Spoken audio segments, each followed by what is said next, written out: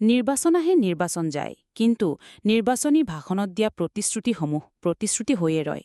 বঙাইগাং জিলাৰ বৰ্তমান সৃজনগ্ৰাম সমষ্টিৰ অন্তৰ্গত শৌলমাইং পকালাগি নৈৰ ওপৰত থকা বাঁহৰ দলঙে জীয়াতু ভোগাইছে বৃহত্তৰ অঞ্চলৰ ৰাইজ তথা ছাত্ৰ ছাত্ৰীসকলক।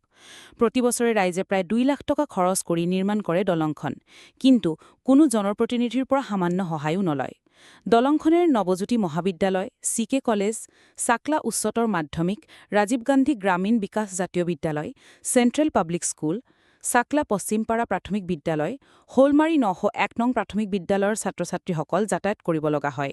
ইফালে নদীখনৰ পূবফালে থকা সাপ্তাহিক বজাৰো এখন আছে, যাৰ বাবে ক্ষুদ্ৰ ব্যৱসায়ীসকল জমৰ যাতনাত ভুগিছে। কিন্তু বিগত দিনত কেন্দ্ৰ আৰু ৰাজ্যত কংগ্ৰেছৰ চৰকাৰ লগতে স্থানীয় বিধায়ক থকা সত্ত্বেও কোনো গুৰুত্ব নিদিয়াৰ অভিযোগ উত্থাপন কৰিছে স্থানীয় ৰাইজে। পৰৱৰ্তী সময়ত কংগ্ৰেছৰ বিধায়ক আব্দুল বাতিন খণ্ডকাৰেও প্ৰায় একে পথেৰে গতি কৰা বুলি জানিব পৰা গৈছে। বৰপেটা লোকসভা সমষ্টিৰ সাংসদ আব্দুল খালেকেও কোনো ধৰণৰ গুৰুত্ব দিয়া নাই বুলি ৰাইজে কয়।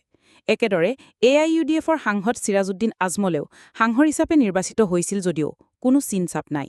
এই বুলি প্ৰায় 10 লাখ ভোটত জয়ী হোৱা সাংসদ ৰকিবুল হুছেইনে কেনেধৰণৰ গুৰুত্ব প্ৰদান কৰে সেয়া সময়ত লক্ষণীয় হ'ব। ইয়াছিন আলী, শৌলমাৰী, 9557266297।